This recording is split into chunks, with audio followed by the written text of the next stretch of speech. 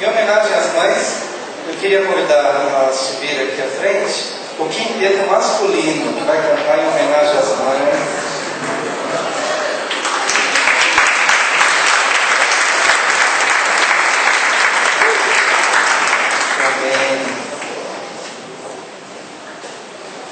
Por enquanto é um quinteto, pode ser um sexteto, pode aumentar mais.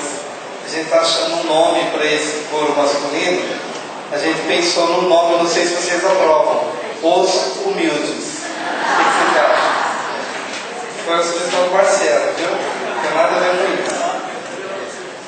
Mas é uma alegria poder estar aqui hoje ministrando esse louvor ao Senhor. Embora tentando nos ajustar à tecnologia, vai ter que usar o fone? Ou não? Não precisa não. Só.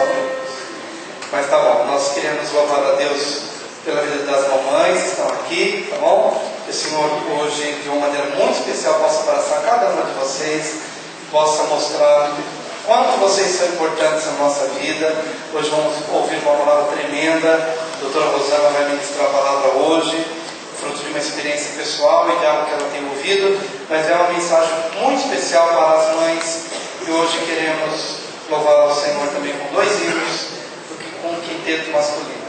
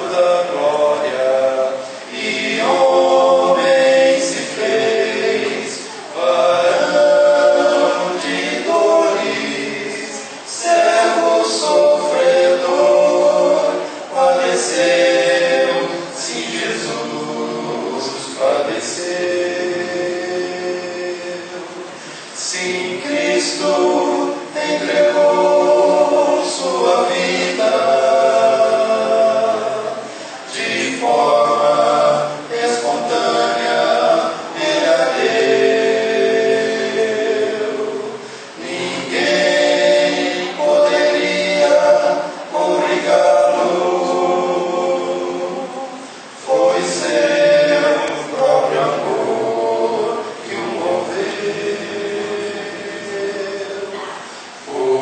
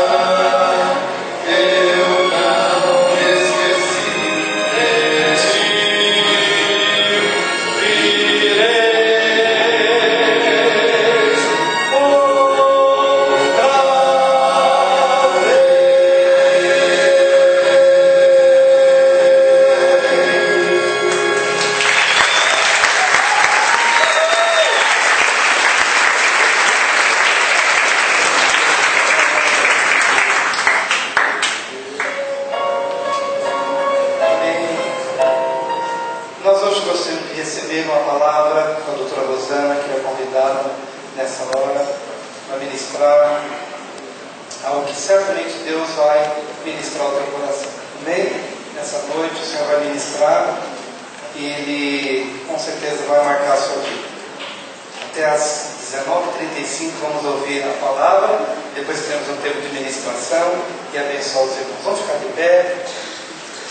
Querido Pai, quero te pedir, Senhor, de uma maneira muito especial, ter abençoado a vida da tua serva, da Rosana, irmã querida, preciosa, que hoje vai nos trazer uma palavra especialmente para a mãe, mas que certamente vai nos alcançar a todos, ao papai, ao filho, à família, e a nossa vida certamente nunca mais será a mesma.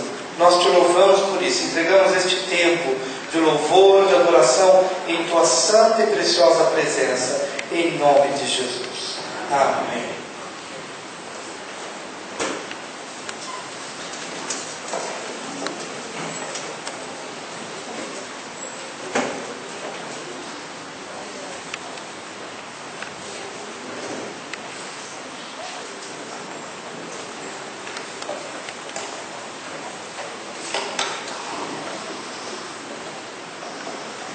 Boa noite, irmãos. Eu gostaria até de estar aí embaixo para compartilhar com vocês mais de pertinho. Eu me sinto muito à vontade aqui, porque eu me sinto uma como vocês, não sou mais.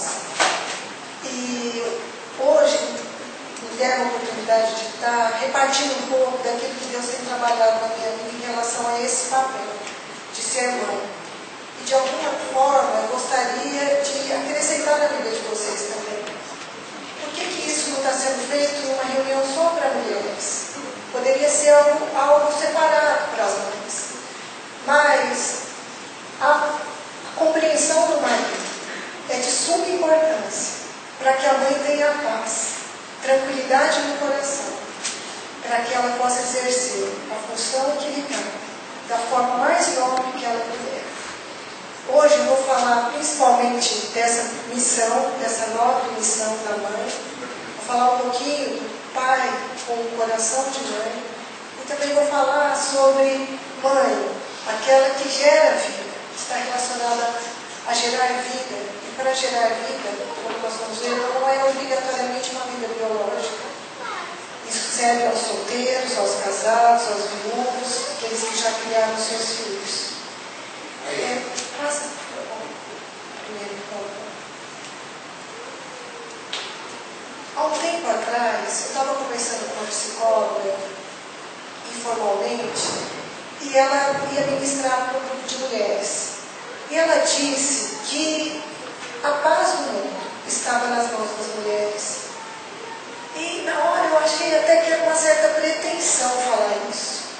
Porque às vezes a gente quer tomar para nós, para as mulheres, que nós somos melhores, né? Nós somos a tal, que o mundo não vive sem nós. Então aquela hora ela assim, poxa, a paz do mundo está nas nossas mãos, né? Olha só, que responsabilidade, que de repente. Né? Aí eu falei, mas por que você acha isso? Ela falou, porque todos os homens que fazem a guerra passam pelas mãos das mães, das mulheres.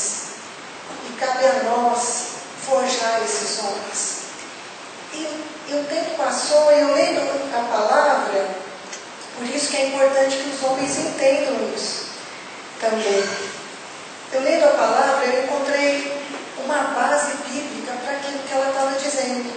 E está exatamente nos livros de 1 Reis e 2 Reis.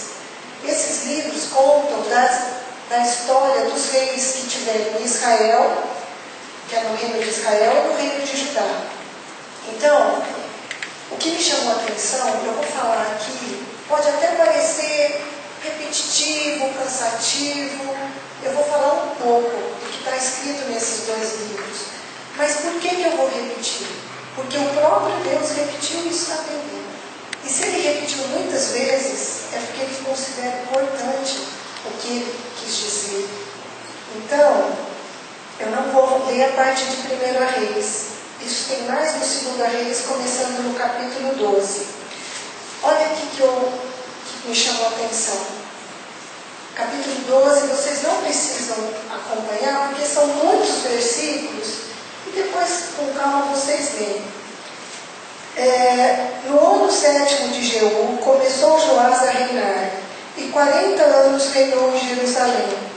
Era o nome de sua mãe Zíbia, de Berseba. Fez Joás o que era reto perante o Senhor. Falou o nome da mãe, não falou o nome do pai. E disse o que ele fez o que era reto diante do Senhor. Em 2 Reis 14, no segundo ano de Joás, filho de Joacás, rei de Israel, começou a reinar Amazias, filho de Joás, rei de Judá. Tinha 25 anos quando começou a reinar, e 29 anos reinou em Jerusalém. Era o nome de sua mãe, Joadã, de Jerusalém. Fez o que era reto perante o Senhor. Capítulo 15. No ano 27 de Jeroboão, rei de Israel, começou a reinar Azarias, filho de Amazias, rei de Judá. Tinha 16 anos quando começou a reinar, e 52 anos reinou em Jerusalém. Era o nome de sua mãe, Jecolias, de Jerusalém. Ele fez o que era reto perante o Senhor.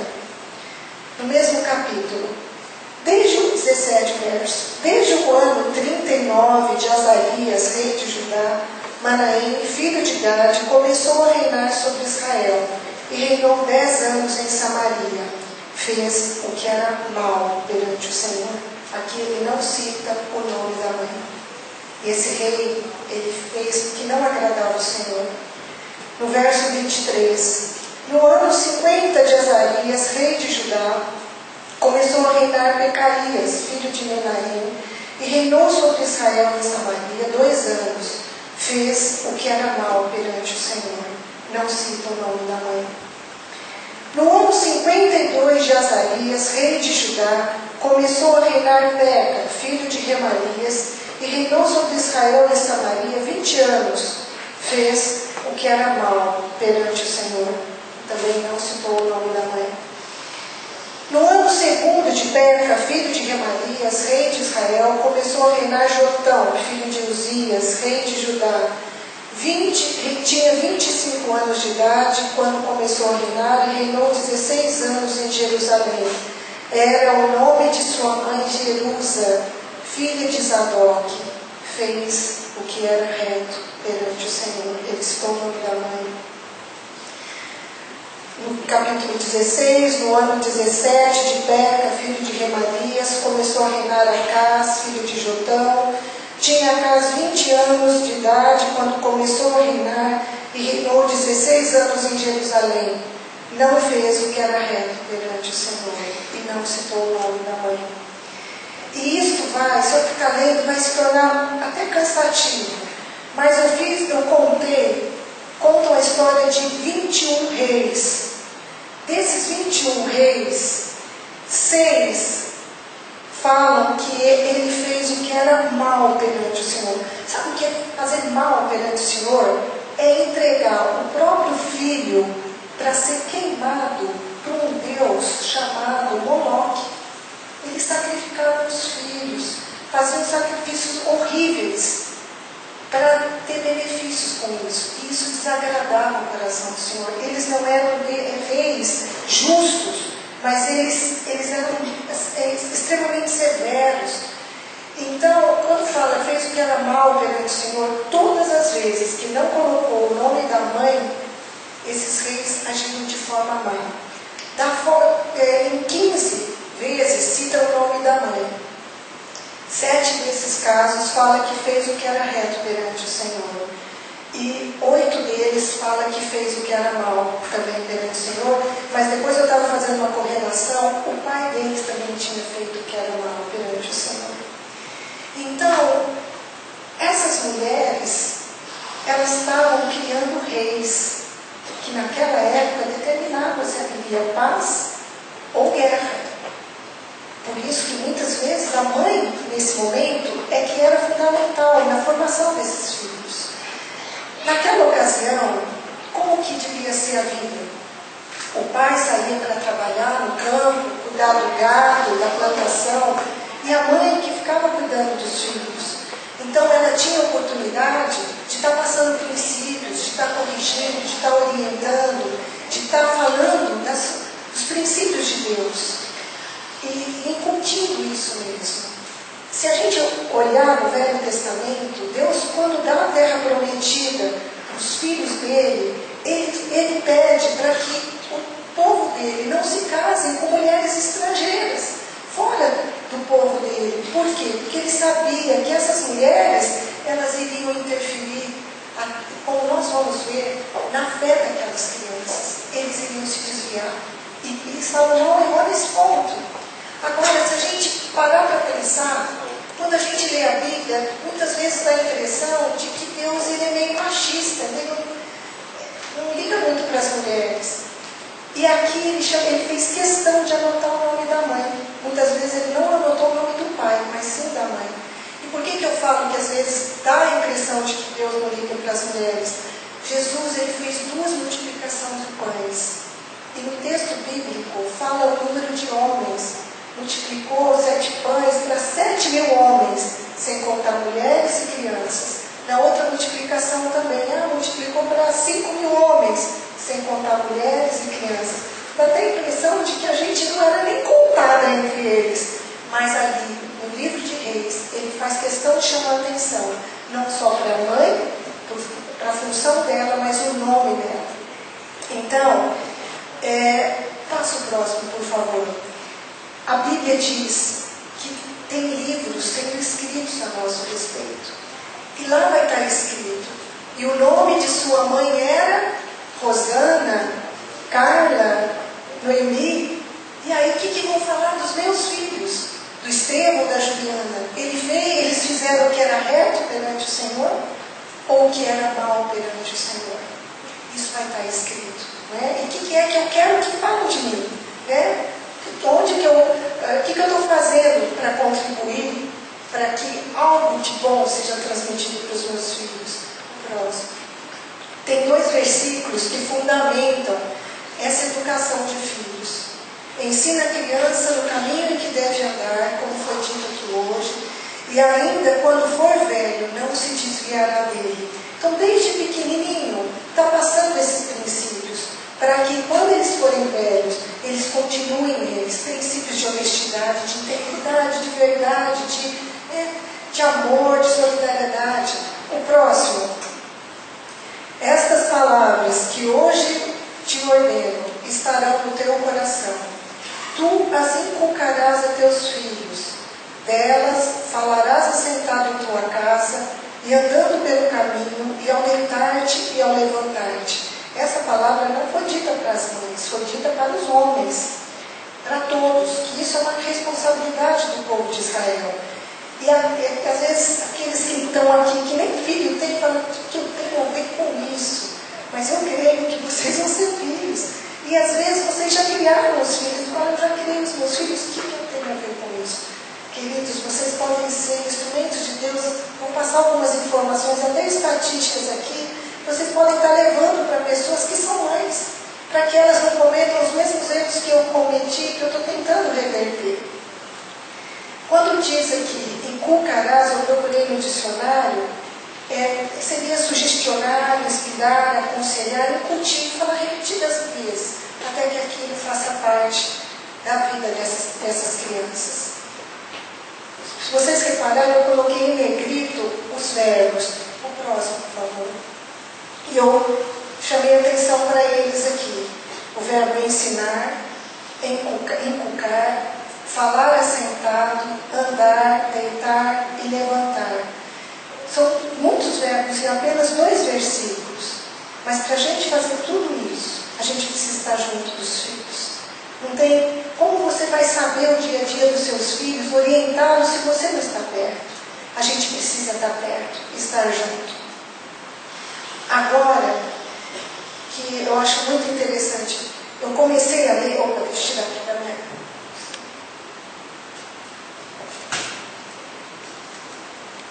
Agora na Páscoa nós tivemos a oportunidade de um encontro de família e foi lançado esse livro aqui no Brasil, A Fé Começa em Casa. É um livro de um autor americano, e eles gostam muito de estatística. Eu acho isso muito bom, porque dá uma ideia real da situação. Então, está tão fresquinho e eu gostaria de compartilhar isso com vocês. Ele fez entrevista com assim, 5 igrejas evangélicas mais numerosas dos Estados Unidos, com jovens. E ele passou um questionário para os jovens que tinha 28 opções para os jovens poderem anotar quais são os 5 fatos que mais interferiam, influenciava eles a irem para a vida cristã. Aqui, olha, aqui no nosso país corresponde ao 7º ano até o 3º colegial, e segundo sexo também. Olha aqui, todos eles, de 87 até 75, 87% falaram que o que mais interferiu na decisão deles de seguir o Senhor foi a influência da mãe. E 81%, muito mais até do que as filhas, a mãe interferindo naqueles que vão ser futuros líderes políticos, que podem mudar, fazer a guerra ou a paz nesse mundo. E depois o pai, seguido do pastor, os avós, a Bíblia e grupo de jovens. O grupo de jovens aqui, quando eles já vão ficando mais mocinhos, tem uma interferência maior do que quando eles são mais novos. Mas mostrando aqui como que é importante esse contato, mãe com o filho. Isso é o que é o ideal, é o que a palavra nos mostra, é o que o Senhor nos propõe. Mas qual que é a nossa realidade hoje? O que está acontecendo hoje com a maioria das mães? Aí que eu vejo que isso é algo tão poderoso na história da humanidade, que o inimigo sabia desse potencial que está na mão das mães, que ele arrumou um jeito muito sutil de tirar as mães das suas casas. Que é importante a gente estudar, ter o nosso salário, ser independente. E é tanta pressão em cima da mãe, da mulher, para produzir, para ser competitiva, para ser eficaz em tudo. E hoje nós entramos devagarzinho nessa situação, de tal forma que hoje é muito natural. Alguns anos atrás isso não era tão comum, mas hoje é tão comum que isso não choca, porque esse é o normal. E quer saber, eu trabalho com mulher, a minha profissão é só com mulher. Aquelas que não trabalham fora de casa, elas se sentem culpadas. Chegou uma paciente que ela disse: doutora, eu mudei para uma cidade que eu não conhecia ninguém, deixei de trabalhar, era formada, para cuidar dos meus filhos. Agora nós voltamos para Ribeirão, os meus filhos falaram: a senhora não vai trabalhar? Porque soa diferente a mãe ficar com os filhos, porque a maioria das mães trabalham fora. E quando não é às vezes os filhos, é o próprio marido. Por isso que é muito importante que os maridos estejam aqui. Porque eu quero que vocês vejam que eu aprendi, que eu estou querendo compartilhar com os irmãos, que serviu de alerta para mim. Porque às vezes o próprio marido, indiretamente, acaba trazendo um peso para a esposa, de que ela tem que contribuir. Não digo que não, porque lá em Eclesiastes fala que é melhor serem 2 do que 1, porque tem melhor paga do seu salário. Mas nós temos que ver isso, como a gente vai ver, com moderação, sem esse peso que tem sido colocado. E como se não bastasse, às vezes os filhos nem estão aí, ou o marido não nos cobra. Às vezes o marido também não cobra. Muitas de nós, o marido fala: não, bem, fica, cuida da casa. Mas ela se cobra, porque indiretamente a sociedade traz um peso sobre elas, como se ela não estivesse fazendo nada. E isso traz um peso de culpa, que hoje eu quero ressaltar que essa missão é uma missão honrosa, não é uma missão que não tem honra. Nós estamos forjando homens que vão liderar no futuro, e eles têm que ser bem forjados. Próximo, por favor. somente para roubar, matar e destruir.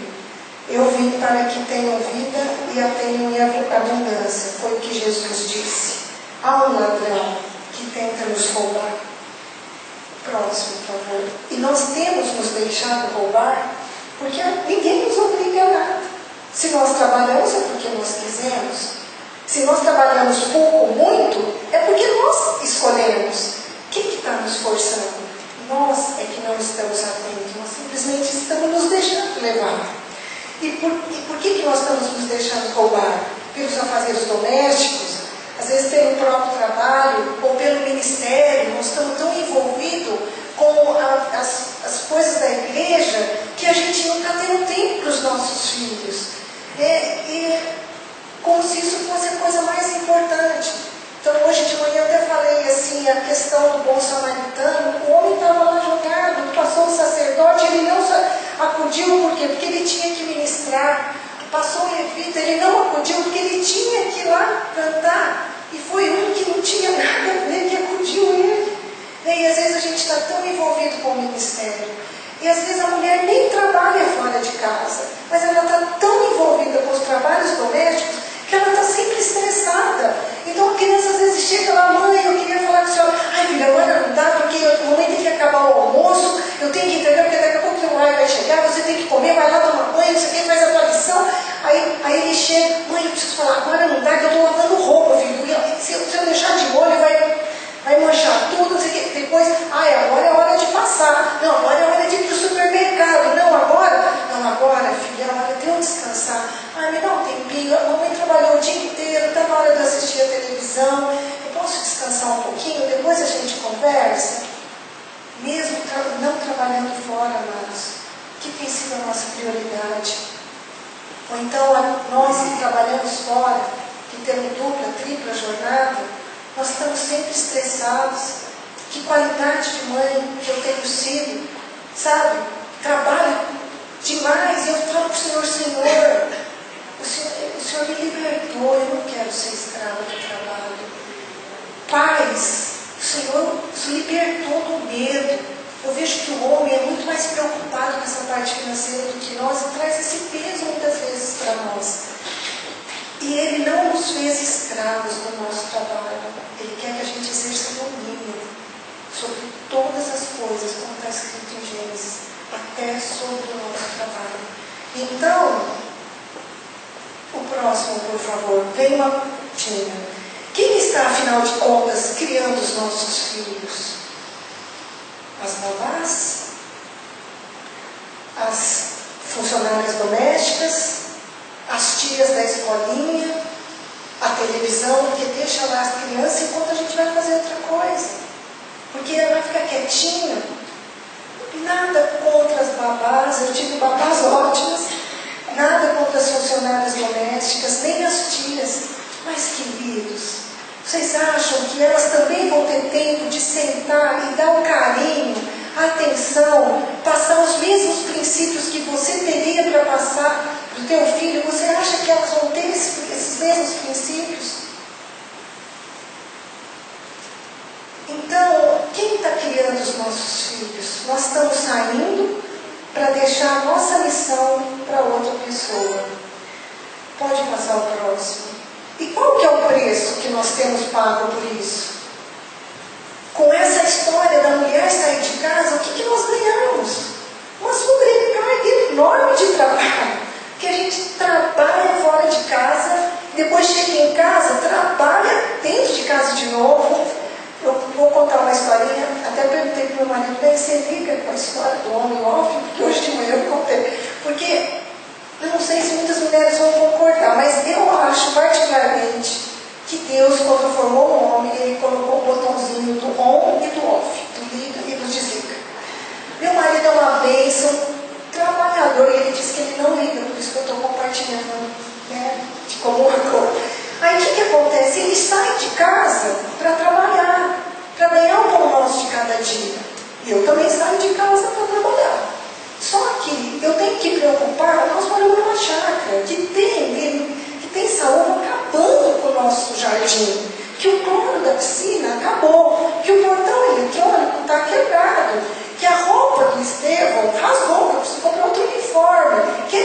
lição de casa, que precisa comprar o material lá na livraria e que ele vai ter que fazer trabalhinho na casa do amiguinho, tal horário, que ele tem que colocar o aparelho, não sei que horas, e que tem que arrumar um jeito de levar. E ao mesmo tempo eu tenho que estar atendendo o telefone, atendendo os pacientes, ligando, lembrando o que tem de almoço, eu tenho que passar no supermercado. Cansei até de falar. Mas aí eu chego em casa, cansada, e ele, cansado também, ele liga o botão do off, quer dizer, desligou, que a missão dele ele fez. Mas eu tenho que ver se está faltando alguma coisa na despensa, se a moça fez aquilo que eu tinha pedido para ela, se tem alguma coisa faltando para os meninos. Nós não paramos. E o que a gente tem ganho com isso? As mulheres têm morrido mais de infarto. Não sei quantas vezes mais, mas nós temos tido muito mais infarto do que nós tínhamos no passado. Muito mais derrame cerebral, AVC, do que antes. Nós estamos muito mais doentes do que antes. Eu mesma, agora dia 1º de março, fez 9 anos que eu fui submetida ao cateterismo. Eu passei por um problema, só para vocês terem uma ideia. Frequência cardíaca oscila em torno de 70 a 80 batimentos por minuto. Eu acordei no domingo, depois do almoço, com meu coração a 280 por minuto. Logo que o pastor chegou, fui encaminhada para a sala de urgência, vim de Jardinópolis para cá, com uma taquicardia que não cessava. Foram feitas muitas manobras. E nem dentro dessa investigação, depois, eles vão ter que fazer eletrochoque em mim, para eu sair daquela taquicardia, por estresse, por aumento de... Nós estávamos reformando a nossa casa, cuidando disso também. Na investigação dessa taquicardia, fiz a cintilografia cardíaca, eu estava para ter um infarto fulminante. Na hora que eu olhei, eu disse, eu não acredito. Eu estava com meu filho pequeno. Em menos de 24 horas eu estava na mesa do cateterismo. Hoje eu tomo 4 remédios. Preciso fazer exercício físico que ainda não consegui me organizar para isso. Falo para os meus pacientes, mas infelizmente ainda não tenho feito as minhas caminhadas. Mas estou tentando diminuir o nível de estresse. Só que esse é o preço que nós temos pago, em parte, porque a nossa ausência, como eu vou mostrar, faz uma falta tremenda para os nossos filhos, muitas vezes emocional. Eu tive que pagar psicólogo para os meus filhos, pedagogas, aulas particulares. Eu tive que, uma vez, até o meu menino falou assim, mãe, eu aprendo muito mais quando a senhora me ensina. E eu pagando uma aula particular. E não tirando um tempo para estar junto com ele. Sabe? Então, o que nós temos perdido?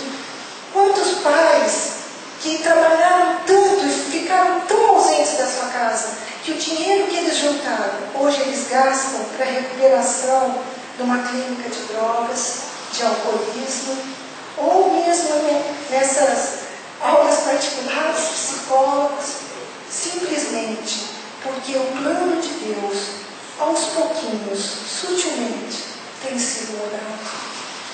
Eu vou mostrar um filminho que assim, é engraçado, mas é triste ao mesmo tempo.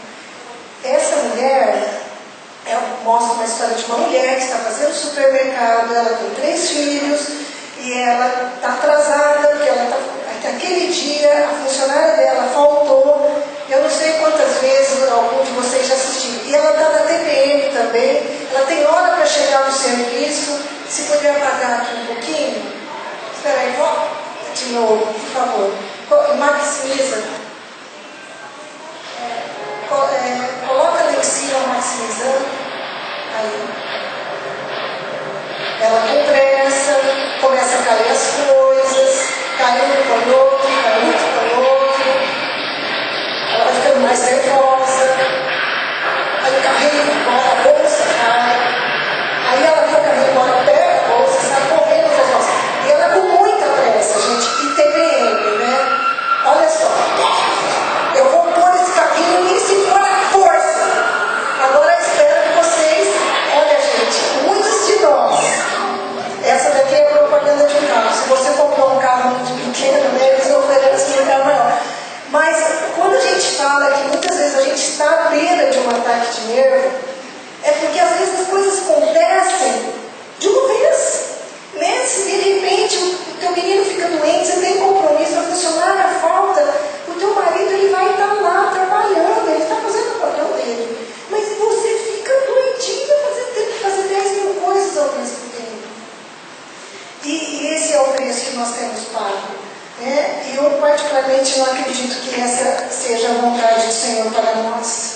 Amém? Agora eu vou só dar a base daquilo que eu disse. Está nesse livro também. Eu li ontem, olha só, altamente atualizado. Esse escritor, ele distribuiu para jovens, também assim, já de adolescentes para jovens, um questionário que tinha 40 atributos. Tá, 40, ele chamou de atributos externos, que eu coloquei positivos, são atributos bons, que estão separados assim de acordo com esses tópicos. Se o jovem tem apoio na família, na vizinhança, com os amigos, se ele tem a capacitação e a participação ativa na sociedade, se ele conhece limites e as expectativas dele, se ele tem um espírito construtivo, um compromisso para aprender, se ele é responsável na escola, se ele tem valores positivos como honestidade, integridade, se ele fala a verdade, ele assume quando ele erra. Valores positivos são vários também, competências sociais e identidade positiva, como ele mesmo se viu. Então, ao todo, foram 40 atributos. Aí ele estudou, dentro desses 40 atributos, alguma coisa que nos preocupa muito, nós que temos filhos jovens. Atributos em relação ao comportamento de risco, em relação à bebida alcoólica, uso de drogas ilícitas, atividade sexual precoce e se esses jovens são violentos. Pode passar o próximo. Olha o que ele encontrou. Quanto menos atributos positivos esses jovens têm, maior é o risco de eles estarem envolvidos com alguma atividade ilícita. Bebida alcoólica, drogas, atividade sexual e violência. E quanto mais atributos positivos esses jovens têm, e esses valores, esses atributos vêm do ambiente familiar, da sua formação, menos riscos ele tem. Olha, menos do que 1%, que é algo que nós preocupamos tanto. E muitas vezes nós estamos abrindo mão disso para depois colher lá na frente algo que a gente não gostaria. Só que esse autor foi muito interessante, porque ele não se preocupou só com aquilo que os pais temem, mas aquilo que os pais almejam dos seus filhos. Eu creio que todos nós queremos que os nossos filhos sejam bem-sucedidos na escola, no trabalho, socialmente. Então, passe o próximo, por favor. Está escrito lá, atributos em relação aos comportamentos e atitudes positivos. Seria, ele é bem sucedido na escola, ele tem o espírito de liderança, ele tem boa saúde, quer dizer, a pessoa que se envolve com bebida alcoólica, noitadas ou drogas, vai ter mais doença do que uma pessoa um jovem que não faz isso. E valoriza a diversidade, ele sabe se relacionar com o que é diferente dele, muitas vezes sem se comprometer. Então, o que foi observado? Que quanto menos atributo eles têm, ele tem menos chance de ser bem sucedido do que aquele que tem mais atributos. Da mesma forma, ele tem espírito de liderança, tem boa saúde. Quer dizer, aqui nós vamos gastar com menos professores particulares, pedagogos, psicopedagogos. Aqui ele vai ser bem sucedido na profissão que ele escolher. Por quê? Porque ele é seguro, ele sabe o que ele quer. E ele já recebeu esse reforço na casa dele. Filho, vai, você é bom nisso. Investe nisso na tua vida, você vai ser um grande engenheiro, você vai ser um grande homem. Ele tem confiança, e por isso ele tem esse senso de liderança. Ele tem boa saúde, porque, como eu disse, ele não se envolve com coisas ilícitas e ele sabe se relacionar muito bem com aquilo que é diferente dele. Se o outro não partilha dos mesmos valores dele, ele não se contamina por conta disso. Mas agora, vendo tudo isso, o quanto é importante, o que a gente deve fazer? O próximo. Eu, por acaso, sou contra que as mulheres trabalhem fora? Particularmente não. Porque eu sei que eu sou, um dia, quem sabe, eu conto testemunho de como eu fui médica e eu sei que foi um milagre de Deus. assim, porque teve tanta dificuldade, tanta diversidade, que eu sei que eu só sou médica porque Deus quis. E se Ele me fez médica, não é para eu largar o meu diploma, mas atuar na medicina com sabedoria. E esse versículo eu não acabei colocando aqui, mas está lá em Romanos. Não vos conformeis com este mundo, mas transformai-vos pela renovação da vossa mente, para que experimenteis qual seja a boa, agradável e perfeita vontade de Deus. O que é conformar com o mundo? É tomar forma do mundo. É aquilo que eu estava comentando logo no começo. É tão natural trabalhar fora. Trabalhar manhã, tarde, noite, ficar trabalhando além do que devia. Mas esse é o modelo do mundo. Mas será que a gente precisa disso? Trabalhar desse tanto? Às vezes a gente almeja tantas coisas materiais, físicas, um carro novo, um carro do último. Mas será que a gente precisa? Será que não bastava a gente ficar com aquele carro, esperar mais um ano ou dois, trabalhar aos pouquinhos, guardar o dinheiro e depois trocar de carro, às vezes comprar uma outra casa, andar com a roupa da último tipo? Mas será que vale a pena tudo isso? Isso para mim, para vocês saberem, eu vivia em conflito. Meu menino, durante muitos anos, ele pedia para eu parar de fazer parto. Eu não conseguia. Eu tinha uma dificuldade muito grande de falar não para as pacientes. Eu já tinha até feito o primeiro parto. E eu tinha muita dificuldade. E ele falava assim, eu falei, não, Estevão, a mãe vai parar de fazer. Porque eu sempre, as pacientes que querem parto normal é muito complicado, porque não tem dia, não tem hora. Então você tem que ficar à mercê das pacientes, não é nem delas, porque não depende delas. Então você tem que estar esperando. E muitas vezes, eu lembro uma vez que os irmãozinhos foram lá no PSPAG em Cajuru e me chamaram. E tinha um bebê para nascer. Eu falei, gente, lá o senhor não vai pegar. Falei para o editor, levar as crianças. Leva os meninos, tudo, não deixa de aproveitar o sábado, né? Eles não foram. E o bebê não nasceu. Você tem uma ideia? Meus pais tinham uma casa na praia. Sabe quantas vezes eu fiquei com os meus filhos na praia uma semana? Eles tiveram vários anos nessa casa na praia. Nunca. Sabe por quê? A frase clássica da minha casa era, não dá, tem bebê para nascer. Até que meu filho falou, mãe, para de fazer parto. Ele ficou 5 anos falando isso, para de fazer parto. Quando depois, essa palavra começou a cair no meu coração. E eu, particularmente, não posso falar, subir aqui e falar algo que eu não estou vivendo. Esse lugar aqui é tão sério, é tão santo, que eu não posso dizer algo que eu não vivo aqui em cima. Isso começou a mudar a minha vida. Essa palavra que eu estou repartindo com vocês. Eu comecei a ter força para falar para as pacientes que eu não iria mais fazer parto. Não tenho feito mais parto. Tenho mudado aos poucos a minha vida. Comecei agora, dia 1º de maio, eu vim já há algum tempo avisando algumas pacientes que eu ia sair de alguns convênios, que eu ia deixar de atender alguns convênios. Já me descredenciei de 3 convênios. Meu marido já pediu demissão de 2 dos trabalhos que ele tinha. Nós estamos mudando a nossa vida. Isso de tal forma que os nossos valores estão sendo mudados.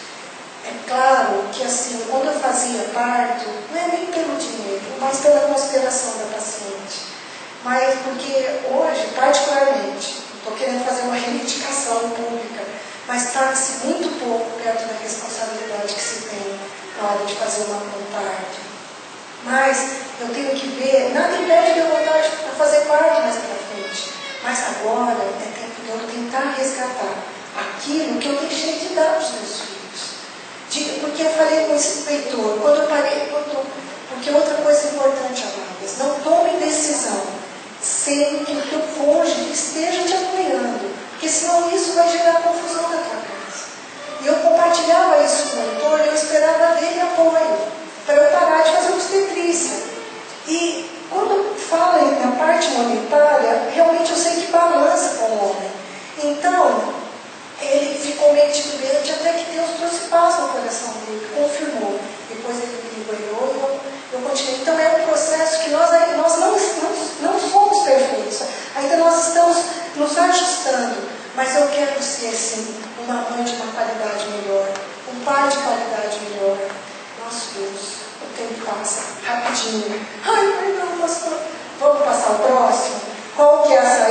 buscar o equilíbrio em todas as coisas.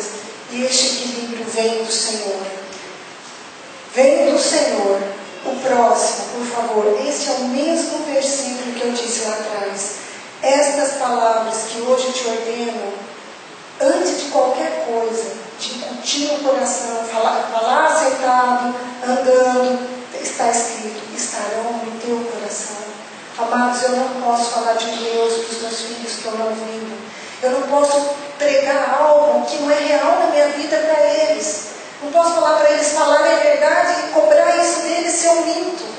Eles veem isso em mim. A minha vida tem que estar no altar do Senhor. E é aí que está a nossa grande responsabilidade. Nós, como criadores de opiniões, que são dos nossos filhos. Amém?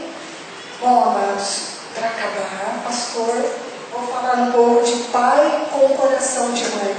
Quando nós falamos de pai, agora eu vou me referir ao Deus Pai. O Pai, Deus, quando a gente o chama de pai, a gente o relaciona com a figura masculina. Mas eu separei 3 versículos aqui para mostrar que, apesar de Deus ter, entre aspas, uma figura masculina, ele tem um coração de mãe. E esses são os versículos que fundamentam. Pode passar, por favor. Acaso pode uma mulher esquecer-se do filho que ainda mama, de sorte que não se compadeça do filho do seu ventre?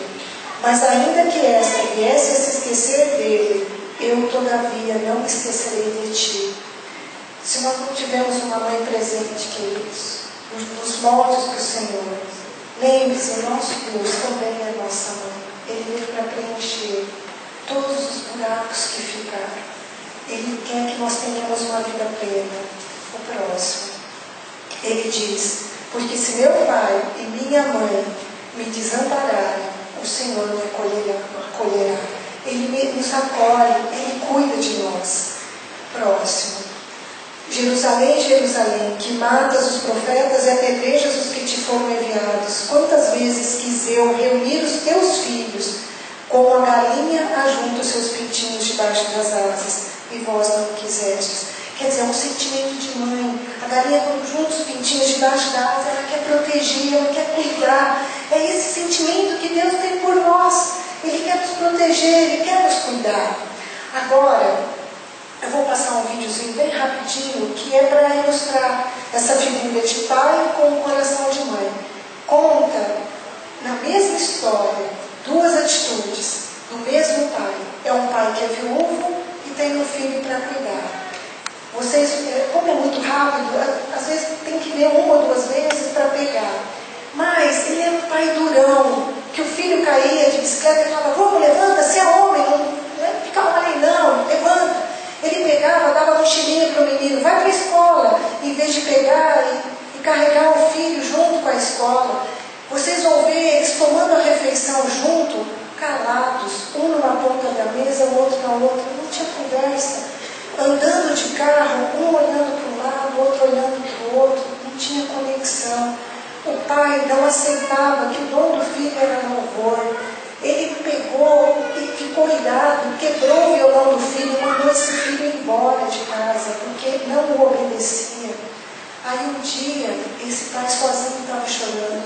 Ele recebe o convite do concerto para ir assistir o filho. E ele está indo no filho. E aí o pai começa a pensar no tempo que ele perdeu, de estar mais junto com o filho, de estar ajudando esse filho a levantar da bicicleta, de estar carregando esse filho com a mochilinha para a escola, de estar almoçando lado a lado, rindo, trocando experiências, de estar conversando no carro e estar lá sentado na cadeira do concerto aplaudindo o filho. Então, assim, como é muito rápido, eu contei a historinha, agora espero que você... É assim, me emociona muito esse vídeo. Alguns de vocês eu acho que já assistiram. Mas o primeiro é um pai do mundo, né? O segundo é o pai do coração de mãe.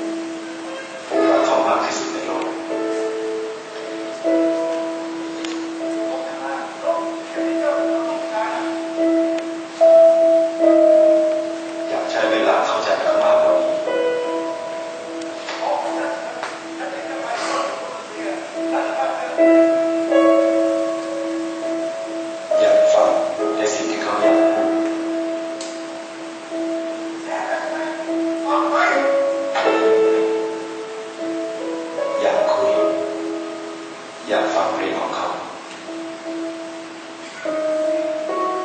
อยากขอโทษ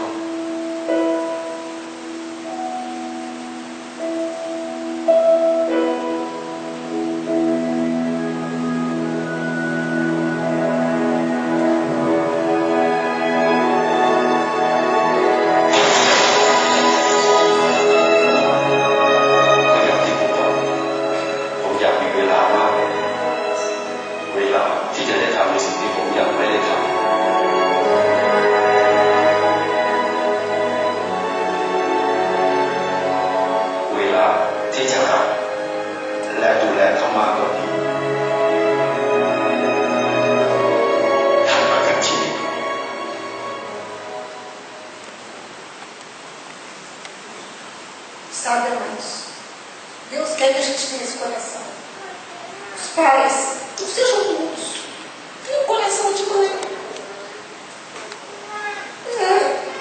Isso serve para mim como consolo, porque eu perdi bem.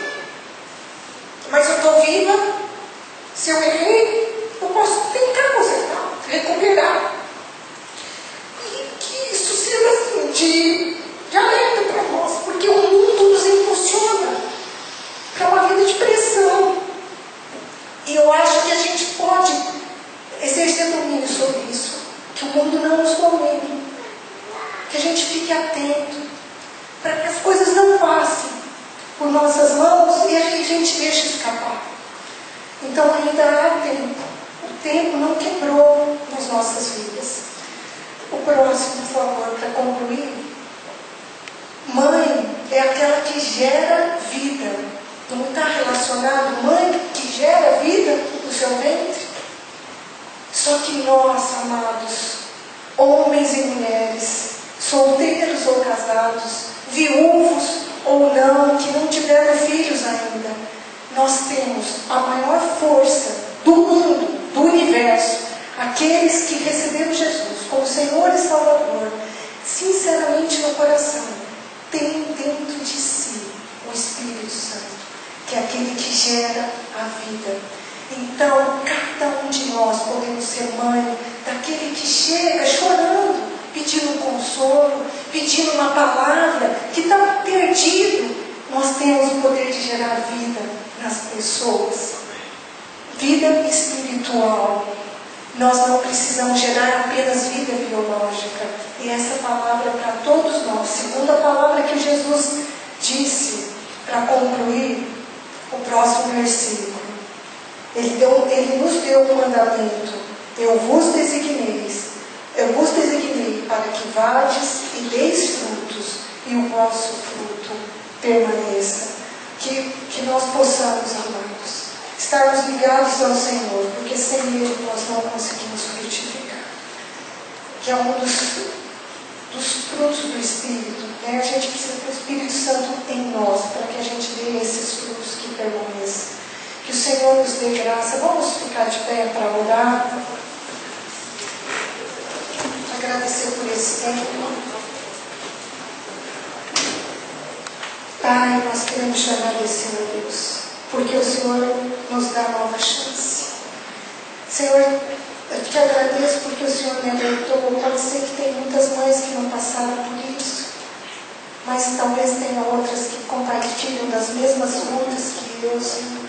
Que eu também possa capacitá-las e dar entendimento aos seus maridos, ó Deus, de como é importante essa missão, meu Deus, que nós estamos criando os homens de amanhã, Pai. Senhor, por isso nós te pedimos, capacita-nos, ó Deus, segundo a tua graça, a tua força, supra-nos, Senhor, para que nós também possamos dar frutos que agradam o teu coração, Senhor, em nome de Jesus. Amém.